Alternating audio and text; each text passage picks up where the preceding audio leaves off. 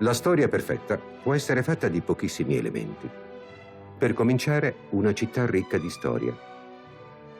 Poi un ragazzo, una ragazza, un balcone, un amore semplice e travolgente, pulito, disperato. Ma perché tutto questo possa attraversare i secoli, occorrono altre due cose: l'odio e la violenza. L'amore semplice e travolgente, pulito e disperato di quei due ragazzi che si innamorano in una città ricca di storia, parlandosi da un balcone, non potrebbe essere l'amore con l'A maiuscola senza la rivalità spietata di due famiglie. Sono l'odio e la violenza a riportare sulla terra una storia d'amore di cui il mito si è innamorato come di nessun'altra mai. Sono l'odio e la violenza a rendere immortale l'amore di Giulietta e di Romeo nella Verona del Trecento, dilaniata dalle lotte tra i Capuleti e i Montecchi.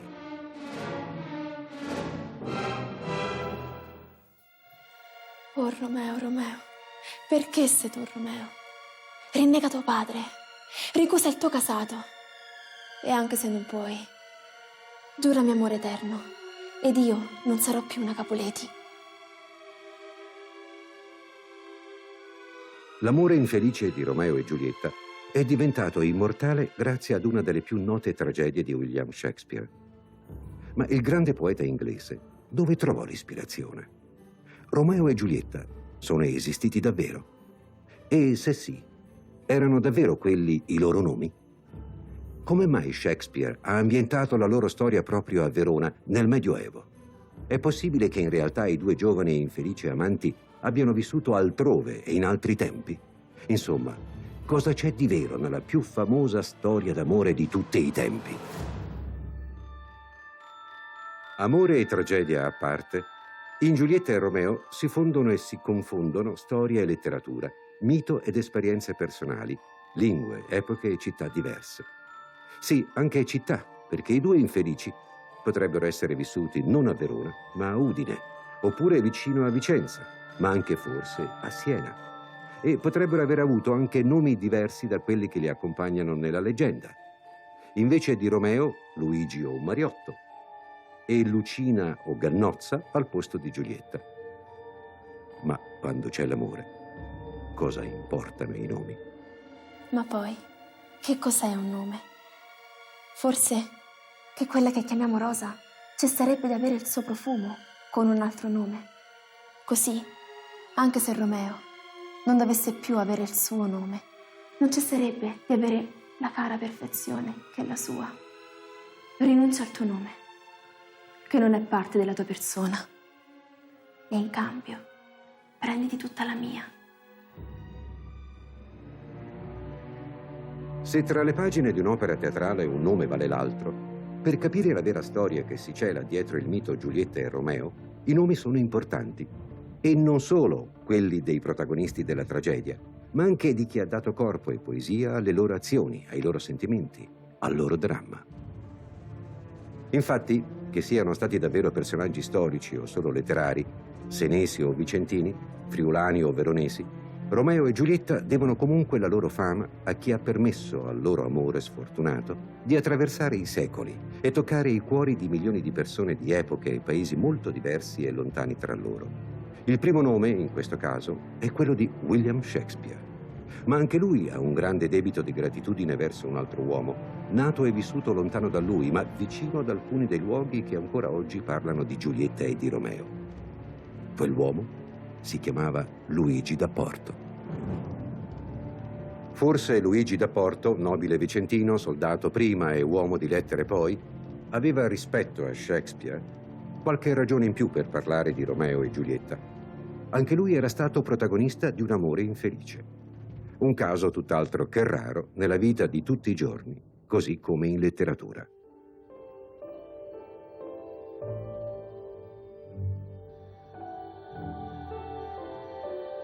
Raramente una leggenda ha avuto un indirizzo tanto preciso. Via Cappello 23, Verona. È qui che ogni anno vengono spedite migliaia e migliaia di lettere da tutto il mondo. Spesso sulla busta è sufficiente scrivere Casa di Giulietta, Verona, e la lettera arriva ugualmente. Anche chi viene di persona spesso lascia un messaggio e le cifre dicono quanta strada abbia fatto la storia di Giulietta nel corso dei secoli. Le lettere ne arrivano di diverso tipo, se le mettiamo tutte insieme, le cartacee sono 5, 6, 7 mila, altrettanti le email, poi tutti i bigliettini che troviamo con l'indirizzo qui intorno, siamo già intorno a 15.000, poi c'è uno scrittoio telematico dentro la casa di Giulietta, sono tutti piccoli messaggi, ma sono circa 30-40 mila ogni anno, poi arriviamo a un numero di 50.000. Questo per dare il fenomeno, l'importanza del fenomeno. Noi rispondiamo a tutti dove c'è l'indirizzo. A collegare un piccolo cortile, un balcone e una statua ad una celebre tragedia con più padri, c'è un filo tenace e robusto, alimentato da quella particolare forma di dolore che è dato dalle pene d'amore. Tutti gli amanti infelici si riconoscono nella più infelice delle donne amate. Sono lettere molto malinconiche perché naturalmente hanno problemi, sofferenza sentimentale. Ma trovano anche però la speranza, la fiducia, perché dicono se solo tu Giulietta mi puoi aiutare. E quasi tutte le lettere finiscono in questa maniera. Solo tu Giulietta puoi capirmi, solo tu Giulietta mi puoi aiutare perché tu hai sofferto pene d'amore come le nostre e anche di più e quindi tu puoi capire tutto. Una squadra di volontari da anni ogni giorno lavora per rispondere alle lettere, spesso disperate, che da tutto il mondo vengono scritte a Giulietta. La realtà del club di Giulietta è la manifestazione più recente di una storia lunghissima, sempre in bilico tra realtà e leggenda, e che attraversa i secoli toccando ora la sponda della storia, ora quella della letteratura. Il topos dell'amante infelice è un topos che dura da quanto dura la letteratura. Innanzitutto perché gli amanti in letteratura felici non hanno mai interessato nessuno. E poi perché effettivamente il topos dell'amante infelice, cioè il luogo comune, diciamo, degli amanti infelici, si presta narrativamente molto bene.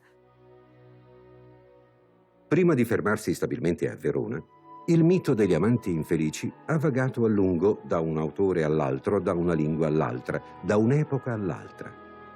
L'amore tragico ha ispirato molti autori greci e latini, su tutti il latino Ovidio, che nelle famose Metamorfosi racconta la triste storia di Piramo e Tisbe.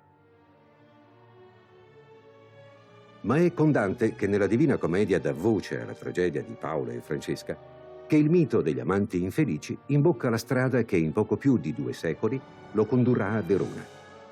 Per essere infelici, Paolo e Francesca sono infelici. Per morire insieme, muoiono insieme, ma non si suicidano e soprattutto non sono vittime del caso, di un destino beffardo, come è stato per gli innamorati sfortunati di Ovidio e come sarà anche per Giulietta e Romeo. Paolo è cognato di Francesca. Francesca è sposata, secondo Boccaccio, con l'inganno a Gianciotto, che è un personaggio orrendo, il figlio dei Malatesti, che sono i signori di Rimini. Lei invece è una da Polenta, viene da Ravenna. Quando lei, Francesca, secondo la tradizione, non secondo Dante, si accorge che il suo marito non è Paolo, bensì è questo sventurato, sciagurato e crudele Gianciotto, insomma, il destino si compie. I due diventano amanti e Gianciotto li uccide. Sempre nel 300 sarà un altro grande della letteratura, Giovanni Boccaccio, nel Decameron, a esercitarsi con quello che ormai era diventato un vero e proprio stereotipo letterario. Il luogo comune di Paolo e Francesca, quello che si chiama anche topos in greco, insomma, si trasferisce poi di lì a pochi anni, insomma, a pochi decenni, al Boccaccio, il quale nella 4ª giornata del Decameron parla appunto di alcuni amanti infelici, molti dei quali, o almeno un paio dei quali, simili ai 2 amanti infelici di Verona. Cioè sono episodi d'amore tra 2 persone che non possono in qualche maniera amarsi perché c'è un'autorità che li sovrasta e che alla fine o si uccidono o vengono uccisi.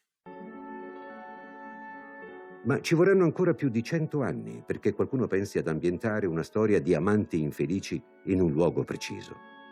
lo fa un letterato italiano di fine 400 che si chiama Masuccio Salernitano. I protagonisti della sua novella si chiamano Mariotto Mignanelli e Gannozza Saraceni. Mariotto e Gannozza iniziano ad assomigliare davvero a Romeo e Giulietta, anche se la loro storia si svolge non a Verona, ma a Siena.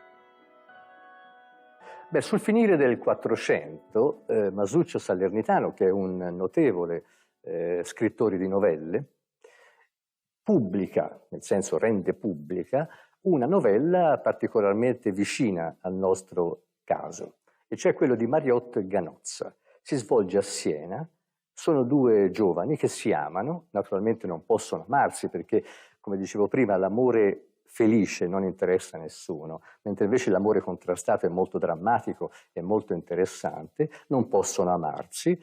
Nel frattempo Mariotto, il giovane, ha anche ucciso un suo rivale, un po' come farà Romeo di lì a poco, ed è costretto a fuggire, va ad Alessandria d'Egitto, è un fuoruscito.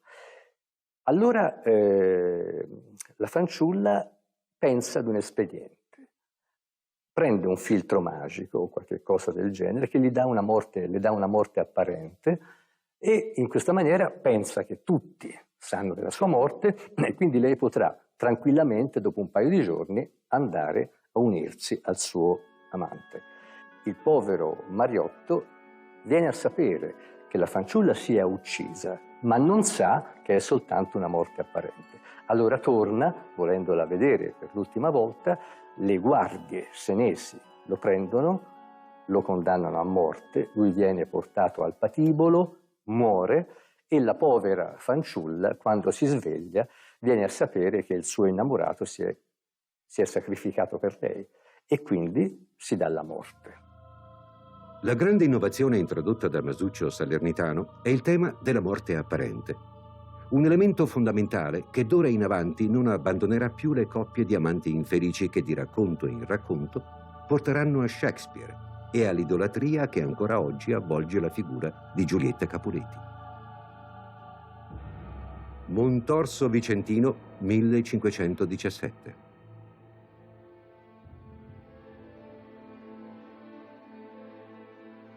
A soli 32 anni, Luigi da Porto sta vivendo da tempo la sua seconda vita. Dopo anni di battaglie e avventure, ora è costretto a muoversi a fatica.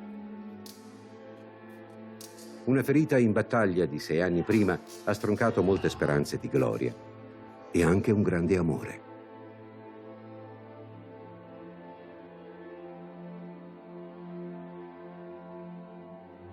Ripiegato su se stesso, ritirato in una villa da cui si vedono nel vicino paese di Montecchio 2 castelli che si fronteggiano, da Porto può solo pensare al passato e scrivere per il futuro. Non potendo muoversi, non potendo fare il guerriero, fa il letterato. Luigi da Porto non si improvvisa scrittore, o meglio, fa lo scrittore, prima non l'aveva fatto, però è un letterato anche prima. È in contatto con i grandi intellettuali dell'epoca, per esempio Pietro Bembo, veneziano, ed è quello che allora si sarebbe definito un gentiluomo letterato. È uno che fa un altro mestiere, nel suo caso il mestiere delle armi, ma coltiva anche la letteratura, la poesia, la scrittura. Per cui quando si mette a scrivere, impedito di fare alcunché di diverso, si ricorda di quello che era. Nella sua seconda vita, Luigi da Porto scrive molto. Le lettere storiche, una storia della guerra della Lega di Cambrai, a cui aveva partecipato, e poi alcune poesie. Ma scrive anche una novella, forse l'unica della sua vita, che si intitola Giulietta. Parla di 2 giovani veronesi che si chiamano Romeo e Giulietta e che si amano anche se le loro famiglie, i Montecchi e i Cappelletti, sono nemiche. I 2 giovani si sposano in segreto con la complicità di frate Lorenzo, ma subito dopo Romeo deve fuggire a Mantova perché ha ucciso in duello uno dei Cappelletti.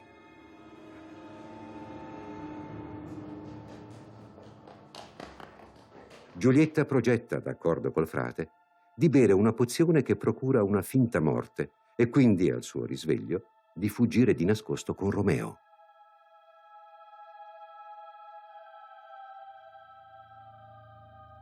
tutto va bene, fino a che però non parte un messaggero che va da Romeo a Mantova per dirgli: attenzione, tutti ti diranno che Giulietta è morta, in realtà è una morte apparente. Ma qui il destino veramente ci mette la coda, perché questo messaggio a Romeo non arriverà mai.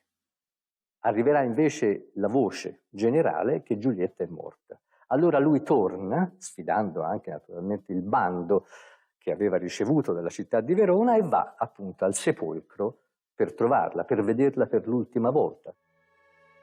Sulla tomba di Giulietta, dopo aver ucciso in duello l'uomo a cui i Cappelletti avevano promesso in sposa la ragazza, Romeo si uccide.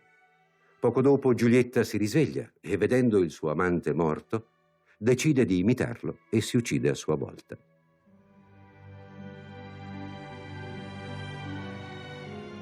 Molti anni prima di Shakespeare, da Porto dà quindi vita alla storia d'amore più famosa di tutti i tempi. Ci sono i nomi e c'è il balcone, c'è Verona e ci sono le famiglie in lotta, c'è la morte apparente e il frate, c'è l'equivoco e c'è la morte degli amanti. Anche il luogo, la Verona dominata dalla signoria degli Scaligeri a inizio del Trecento, è quella che poi verrà ripresa dal drammaturgo inglese. Dante, che era stato in esilio a Verona, aveva parlato nella Divina Commedia delle lotte che dilaniavano l'Italia e tra i tanti nomi che poteva fare ne aveva scelti alcuni che a Da Porto suonavano familiari.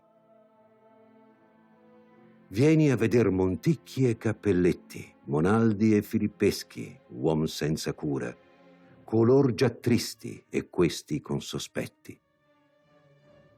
Insomma, Da Porto sembra aver inserito nella sua novella Giulietta molti degli elementi che nel corso del tempo si erano raccolti intorno al tema poetico-letterario degli amanti infelici. Luigi da Porto è un personaggio poco conosciuto, ma è colui che ha inventato la novella di Giulietta e Romeo. Inventato in senso latino, cioè ha raccolto una serie di elementi e li ha poi uniti in una splendida novella. Ma forse c'è qualcosa di più. Forse Luigi da Porto non si è limitato a prendere spunto da chi l'aveva preceduto. Forse, nella sua Giulietta, ha voluto inserire tra le pieghe della finzione letteraria qualcosa di autentico, di realmente accaduto. Qualcosa che lo riguardava da vicino, perché aveva a che fare con la sua stessa storia, la storia della sua prima vita. Cioè nasce dalla vita, è nata poi la costruzione letteraria e mitica, perché la vita è sempre molto più fantastica e più fantasiosa della stessa immaginazione letteraria.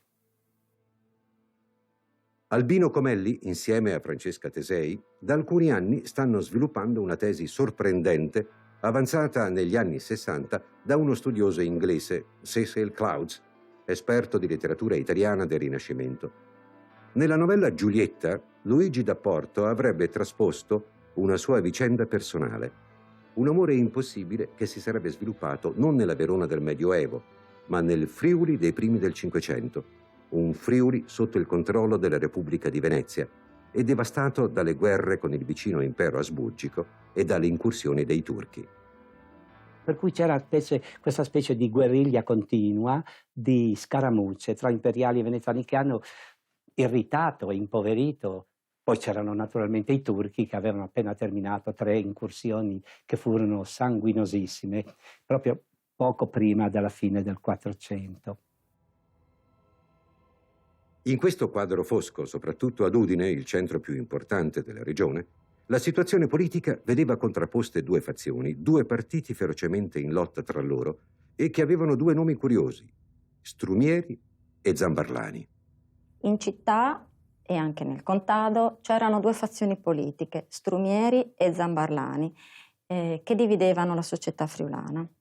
Gli Zambarlani erano capeggiati dai Savorgnan, che comandavano in Friuli in nome per conto della Serenissima Repubblica e raccoglievano intorno a sé la nobiltà di recente costituzione, i popolani e i contadini del contado. Invece gli Strumieri, il partito degli Strumieri raccoglieva intorno a sé la nobiltà antica, feudale, che era filo imperiale, filo asburgica.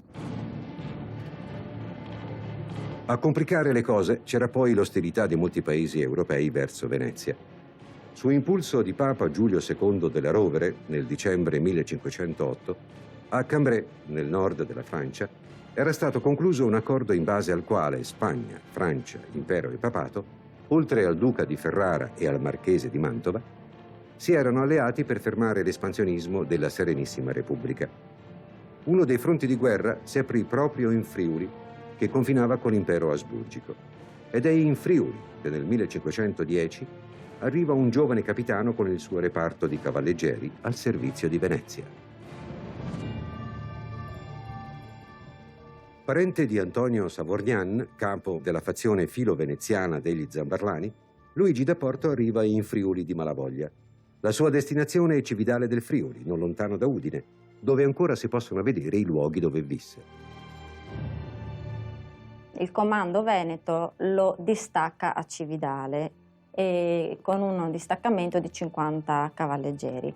Apprendiamo dalle lettere storiche che questa decisione dei suoi superiori lui la accoglie molto malamente. Per lui era uscire dal fulcro della guerra, per lui è quasi una punizione. E ne fa fede anche, per inciso, oltre al carteggio delle sue lettere storiche, l'incipit della sua novella, dove lui dice appunto che stava andando da Gradisca a Udine e che quindi era nelle terre friulane accompagnato dall'arciere peregrino e che cavalcava in un panorama, in una campagna desolata per gli effetti della guerra. Per alcuni mesi Cividale del Friuli è la sede di Daporto dei suoi uomini. Poi, alla fine del febbraio 1511, nel pieno del Carnevale, Daporto va a Udine. Antonio Savorgnan del Monte, leader degli Zambarlani, sta preparando una vera e propria resa dei conti per il giovedì grasso, in friulano la Zobia Grassa. Per sviare ogni sospetto alla vigilia dell'attacco, i Savorgnan organizzano una festa nel loro palazzo a Udine. Oggi quel palazzo non esiste più, al suo posto c'è l'attuale Piazza Venerio. Ma è qui che, quella sera di Carnevale di 5 secoli fa, sarebbe cambiata per sempre la vita di Luigi da Porto, grazie all'incontro con una sua giovane cugina che debutta in società proprio quella sera, Lucina Savorgnan.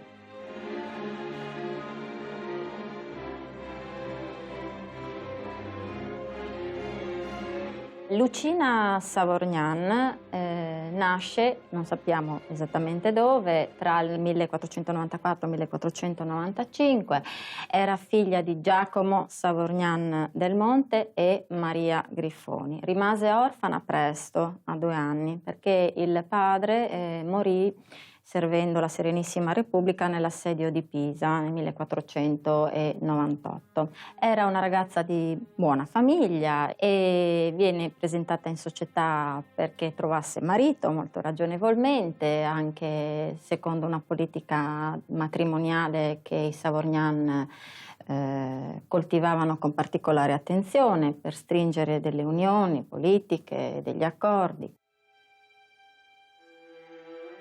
Come nella novella Giulietta e poi nella tragedia di Shakespeare, è nel corso di una festa di carnevale che i 2 giovani incrociano lo sguardo e si innamorano. L'elemento dell'amore che sboccia in questo contesto è una novità introdotta da Daporto e ripresa da Shakespeare, ma che era assente in tutte le storie precedenti. Naturalmente c'è tutta la scena del carnevale. Il carnevale è la scena clou, quella che né prima nelle novelle precedenti da cui lui si è ispirato, come quella di Masuccio Salernitano, né dopo che arrivò a Shakespeare e che fu elaborata sulle grandi scene europee, non è apparsa nella grandezza, nella sensazione che gli ha dato Luigi da Porto. Si capisce che parla di se stessa. Luigi da Porto e Lucina Savorgnan sono coloro che diventeranno i celebri amanti veri, vissuti dalla Giulietta Romeo. Zambarlani e Strumieri, tra cui militano anche alcuni Savorgnan, ma del ramo detto del Torre, non sono certo i Montecchi e i Caporiti. Forse sono peggio, come si vedrà poche ore dopo l'esplosione dell'amore tra Luigi e Lucina. All'alba del giorno seguente scoppia la rivolta della Zobia Grassa, una delle più sanguinose rivolte dell'intero Rinascimento. Scatta la trappola e questi capobanda incominciano una caccia spietata all'uomo, palazzo per palazzo, stanando i capi strumieri che si erano asserragliati, nascosti, e ci sono veramente delle scene truculente. E questi capi torriani vengono sgozzati, fatti a pezzi, taluni di loro anche buttati nei pozzi, si racconta da parte dei cronachisti di parte strumiera, con grande efferatezza. Quindi il tumulto dilaga nelle campagne.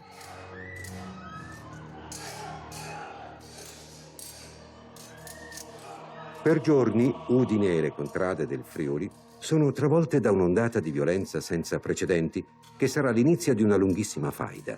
Una faida che avrà ripercussioni anche sull'amore di Luigi da Porto, che pure è schierato con gli Zambarlani, la fazione che inizialmente sembra aver riportato una vittoria netta sugli avversari.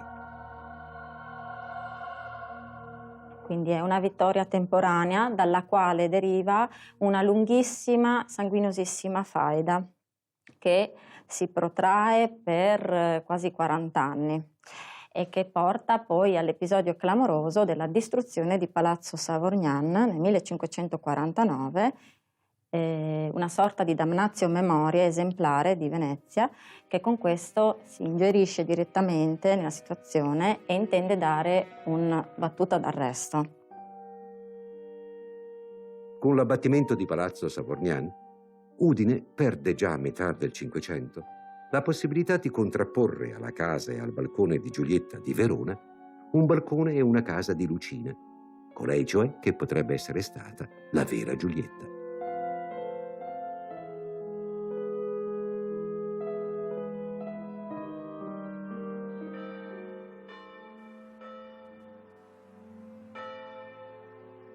In realtà, non lontano da Udine, ad Aris di Rivignano, sulla sponda del fiume Stella, sorge un'antica residenza fortezza dei Savorgnan, dove sicuramente Lucina soggiornò più volte fin dall'infanzia e dove si ritiene possibile che abbia incontrato Luigi da Porto anche dopo le terribili giornate della Zobia Grassa. Nella tragedia di Shakespeare, l'amore tra Giulietta e Romeo dura 5 giorni. Nella novella di Da Porto, invece, i due amanti, prima di soccombere al destino, possono vivere insieme alcuni mesi. E se in Giulietta da Porto parla davvero anche di se stesso, allora è plausibile che lui e Lucina possono aver vissuto qualche momento sereno ad Aris.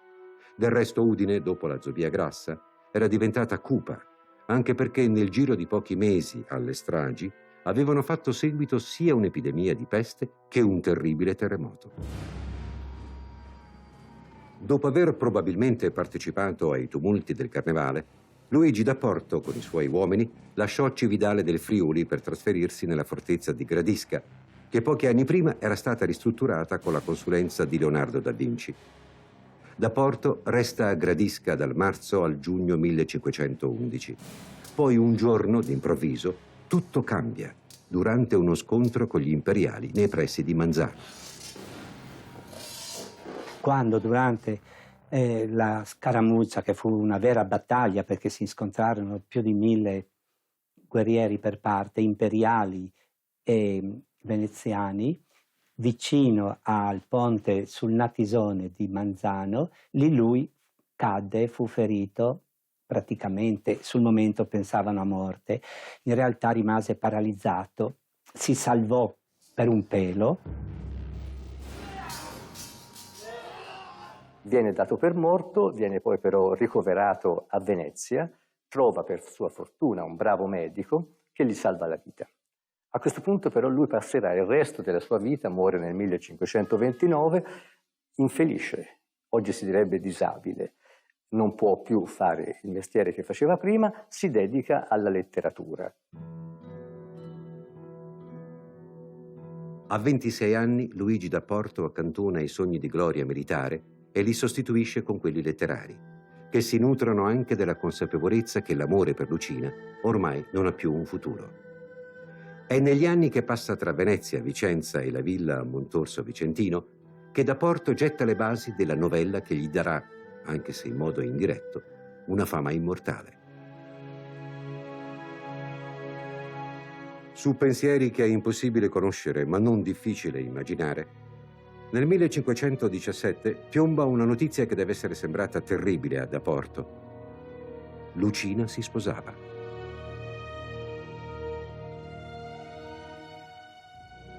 Lucina Savorgnan viene prescelta per un matrimonio di Stato, voluto dalla Serenissima Repubblica per pacificare i Savorgnan divisi tra Savorgnan del Monte e del Torre da un antagonismo e per creare una pacificazione in questa faida che dilaniava sin dal 1511 lo scenario politico friulano. Viene data in sposa con un accordo matrimoniale a un del Torre, Francesco Savorgnan del Torre, che guarda caso, ironia della sorte, è dello stesso ramo a cui è legato per parte di madre Luigi da Porto, visto che sua madre era una Savorgnan del Torre. È probabilmente subito dopo la notizia delle nozze di Lucina che Da Porto scrive la versione definitiva della sua novella Giulietta. Una novella in cui, accanto ad alcuni elementi tipici della letteratura sugli amanti infelici, inserisce vari riferimenti autobiografici. E lì si è visto che nei confronti di Masuccio Salernitano, da cui lui doveva prendere la trama, l'ha presa sì anche lui, come Shakespeare, poi l'ha presa da Luigi, da Porto, però l'ha presa saltando un sacco di cose e aggiungendone altre. Stranamente, quelle che aggiunge sono le sue personali. Ma su quali elementi si basa la teoria secondo la quale dietro le figure letterarie di Giulietta e Romeo si nasconderebbero personaggi realmente esistiti come Luigi da Porto e Lucina Savorgnan? All'interno della novella ci sono 1000 lapsus in cui l'uomo, lo scrittore, narratore, è caduto, per fortuna nostra, dimostrando che la scia autobiografica è stracomprovata. Da Porto inserisce la scena dell'incontro durante un ballo in casa di Giulietta, richiamando il suo primo incontro con Lucina. La figura del frate francescano sembra un chiaro riferimento al fatto che a Udine, a fianco di Palazzo Savorgnan, c'era un convento francescano con una chiesa che ancora oggi sorge in piazza Venerio. E poi ci sono i nomi dei personaggi e quelli delle famiglie. Luigi sceglie i suoi nomi non a caso. Romeo, perché Romeo vuol dire peregrino, ed è il pellegrino che lungo la via Francigena percorre il suo pellegrinaggio per arrivare fino a Roma. Romeo perché questo giovine è bandito dalla sua città ed è costretto ad andare in esilio, a cambiare molte sedi, a seguito dell'uccisione del cugino Tebaldo.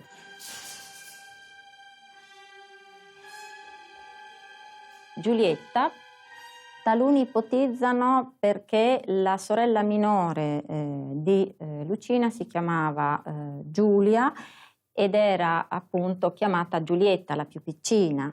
C'è anche chi ha pensato Giulietta dalle Alpi Giulie, quindi un rimando al Friuli, a Forum Iuli, che è la colonia romana su cui oggi si trova Cividale.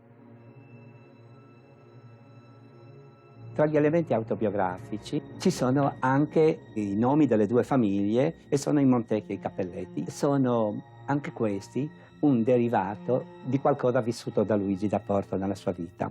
Cappelletti è il nome dei suoi soldati, dei cavalleggeri che lui guidava. Erano chiamati Cappelletti perché portavano un berretto di stoffa.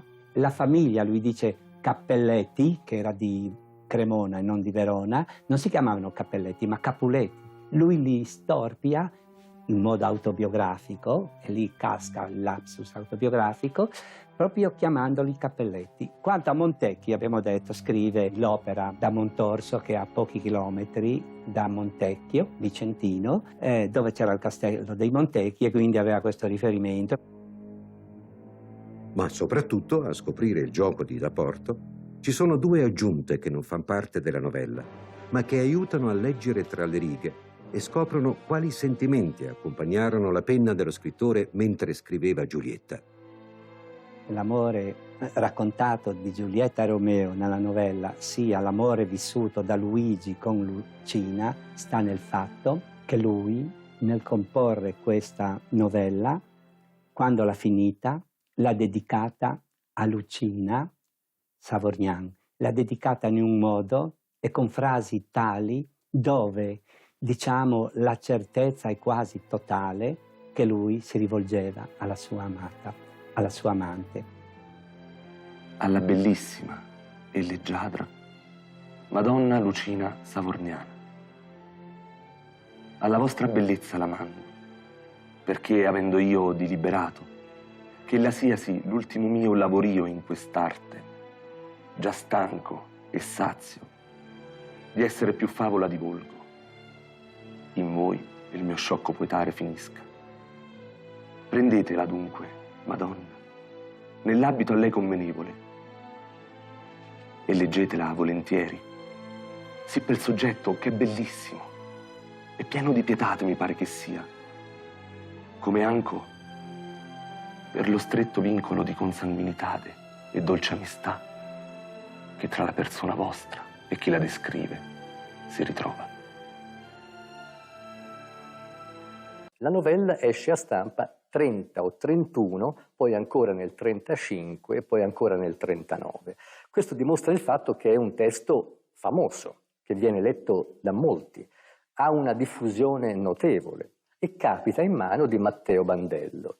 Chi è costui? È un frate domenicano, letterato, che a un certo punto si appropria della novella, cosa che per noi può sembrare curiosa. Noi viviamo in un periodo di copyright, di diritti d'autore. Non così allora. Il concetto di diritto d'autore, quindi della proprietà dell'opera d'arte, è un concetto recente, risale alla fine dell'Ottocento dal punto di vista giuridico. Allora invece, anzi, è esattamente il contrario. Cioè, l'essere vicini ad un classico ti dà immediatamente il ruolo di classico. Le novelle di Bandello hanno una grossa fortuna in Europa e vengono subito tradotte in francese e poi anche in inglese. Nella seconda metà del Cinquecento, la storia di Romeo e Giulietta è ormai nota ovunque. In particolare la novella di Giulietta e Romeo, già famosa in Italia, diventa famosa anche in Francia attraverso la versione del Bandello. Viene addirittura tradotta in francese 2 o 3 volte, proprio perché appunto è una novella celeberrima. Dal francese poi viene tradotta in inglese, o in prosa o in rima, e in particolare da uno letterato inglese che si chiama Brooke. Shakespeare legge questa versione inglese. La novella degli infelici amanti di Verona ha tutto quello che serve per avere successo nell'Inghilterra di Elisabetta I, dove la polemica anticattolica è sempre molto vivace, da quando il padre della regina, Enrico VIII, ha rotto con Roma e fondato una chiesa nazionale che ha subito l'influenza della riforma protestante.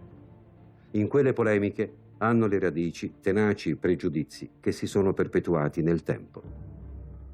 Per gli inglesi, a partire diciamo dalla metà del Cinquecento in poi, l'Italia è sempre stata, anche nell'Ottocento, anche fino all'Ottocento, il luogo della religione cattolica, ovviamente, il luogo del mistero, degli intrighi, dei veleni, è sempre stato così.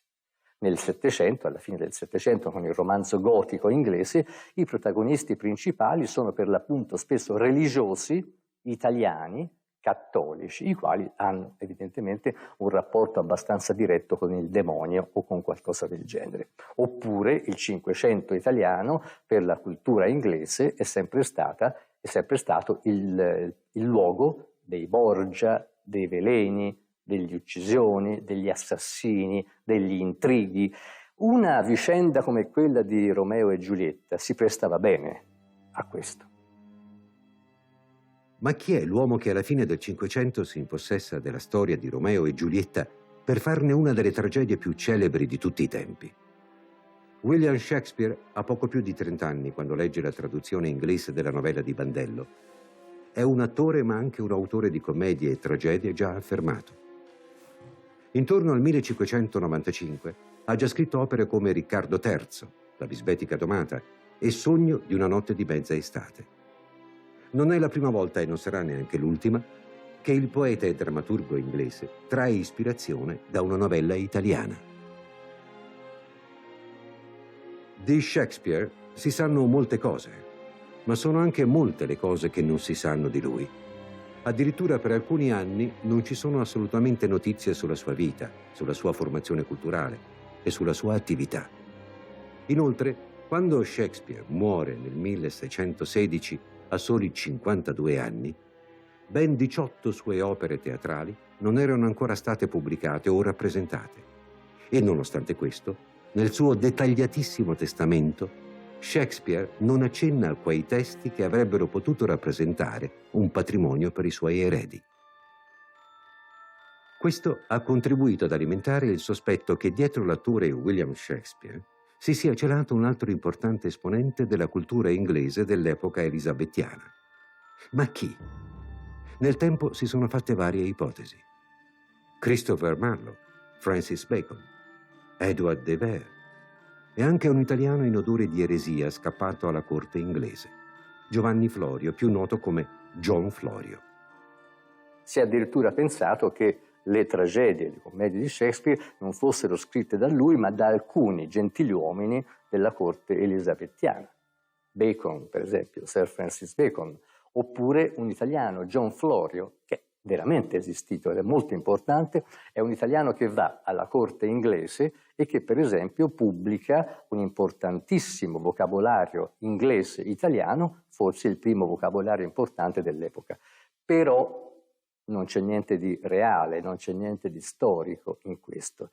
Shakespeare, ripeto, è veramente esistito. William Shakespeare capisce subito le potenzialità della novella Giulietta e decide di metterla in scena. La storia è già perfetta, non c'è bisogno di grandi cambiamenti. C'è solo il problema di adattarla al palcoscenico. Le novelle sono fatte per essere lette, non recitate secondo le precise regole del teatro. Shakespeare non copia, anzi non conosce direttamente né Bandello né Da Porto perché non parla l'italiano. Conosce le versioni inglesi, che però sono fedeli, anche se sono spesso in poesia. Prende evidentemente l'aspetto essenziale, drammaturgicamente interessante, e cioè appunto la morte apparente, e prima ancora l'amore contrastato e poi alla fine il suicidio. Più o meno mantiene la storia nelle sue linee generali identica, con alcune importanti varianti, sia dal punto di vista tematico e anche dal punto di vista stilistico. Quali novità introduce Shakespeare? Concentra in soli 5 giorni tutta la vicenda per far coincidere ogni giorno con un atto della tragedia. Inserisce qualche nuovo personaggio e ne rende altri più importanti, come nel caso della balia di Giulietta o dello stesso frate Lorenzo. Inserisce elementi tipici della commedia in un contesto di tragedia. Inoltre, fa una cosa in apparenza trascurabile, ma in realtà piena di significato. Abbassa l'età di Giulietta. Quanti anni ha Giulietta? In Bandello e in Da Porto Giulietta ha 18 anni.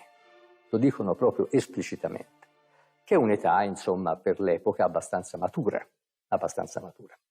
Invece in Shakespeare Giulietta non ha ancora compiuto 14 anni, quindi fondamentalmente è una bambina, poco più che una bambina, anche per i tempi, anche se allora le donne in particolare si sposavano molto giovani. Però questo secondo me ha un senso fondamentale. Questa bambina innocente e pura, perché sposa segretamente il suo innamorato, viene schiacciata in maniera ancora più crudele da un potere adulto, cattivo, crudele, che per la ragion di Stato non guarda in faccia a nessuno. Quindi in Shakespeare la tragedia si potrebbe definire la tragedia dell'innocenza violata, dell'innocenza conculcata e uccisa, laddove invece precedentemente si poteva definire la tragedia del fato crudele. togliere al destino la responsabilità della tragedia e attribuirla invece al potere politico degli uomini. Nel farlo, forse Shakespeare fu influenzato dalla cronaca inglese di quegli anni, dove anche due giovani nobili come il conte di Hertford e Lady Catherine Grey erano stati rinchiusi nella Torre di Londra perché si erano sposati segretamente senza l'autorizzazione delle famiglie e della regina. Fu quindi anche la cronaca a decretare nella Londra di fine Cinquecento il successo della Most Excellent and Lamentable Tragedy of Romeo and Juliet di William Shakespeare. Anche se non immaginava che dietro i due infelici amanti di Verona ci potessero essere due personaggi realmente esistiti, Shakespeare sapeva che il tema dell'amore contrastato era e sarebbe sempre stato di grande attualità, anche senza il finale tragico del duplice suicidio di Romeo e di Giulietta.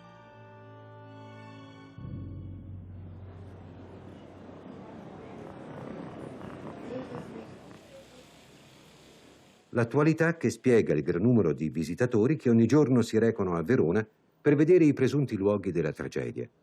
La casa di Romeo, la casa di Giulietta, il balcone, la statua di Giulietta che richiama le parole che Shakespeare fa dire al padre di Romeo nelle ultime battute della tragedia, rivolto al suo ex nemico, il padre di Giulietta. Farò a tua figlia una statua d'oro fino. Così finché Verona si chiamerà Verona, non ci sarà statua pregiata quanto quella della pura e fedele Giulietta.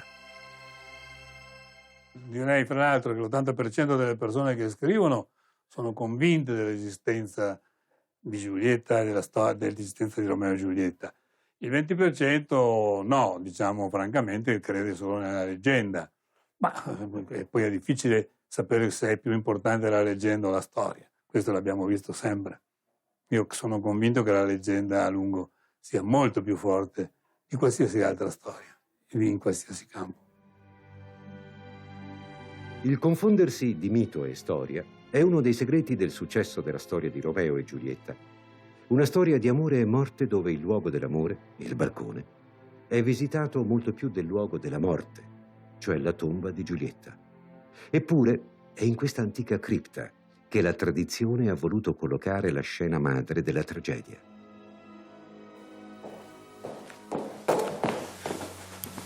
Giulietta. Giulietta.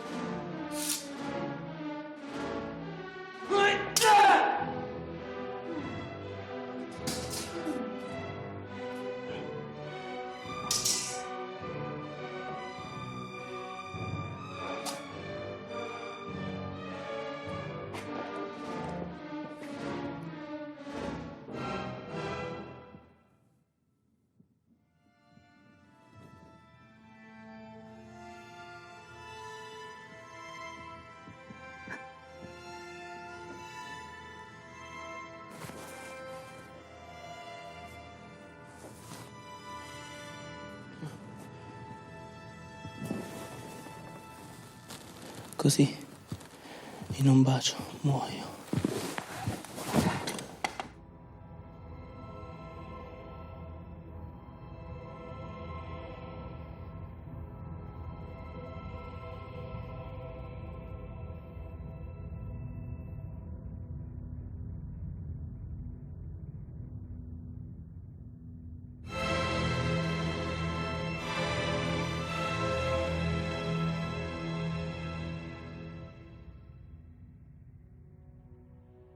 L'antico sarcofago in marmo rosso per molti anni non è stato nella cripta, ma nel chiostro del convento, un luogo visitato e descritto nell'Ottocento da personaggi come Madame de Staël, de Musset, Dickens, Lord Byron. Quest'ultimo ha scritto: il sarcofago di Giulietta, semplice, aperto, è triste come fu triste il suo amore. Ho portato via alcuni pezzetti per darli a mia figlia e alle mie nipoti. Anche Maria Luigia d'Austria, ex imperatrice di Francia e vedova di Napoleone I, prese alcune schegge di pietra dalla tomba e le fece poi incastonare in una parure composta da collana e orecchini. Già 2 secoli fa, il mito di Giulietta era fortissimo e capace di affascinare chiunque. A Verona, per visitare la tomba di Giulietta, nella cripta dell'ex convento dei Francescani, si entra da via Shakespeare, che a nord incrocia con via da Porto. È l'unico caso, nella realtà, in cui le strade di questi 2 letterati si sono incontrate. Per il resto, il filo che lega Lucina Savorgnan a Giulietta, il Friuli a Verona, la novella di Da Porto alla tragedia di Shakespeare, sta tutto nelle parole finali che il drammaturgo inglese fa dire al principe di Verona quando ormai tutto è compiuto: la morte di 2 giovani e la pace ritrovata tra Montecchi e Capuleti. Fuori di qui parleremo di queste sciagure. E qualcuno sarà perdonato e qualcun altro sarà punito. Non ci fu mai storia più dolorosa che questa di Giulietta e del suo Romeo.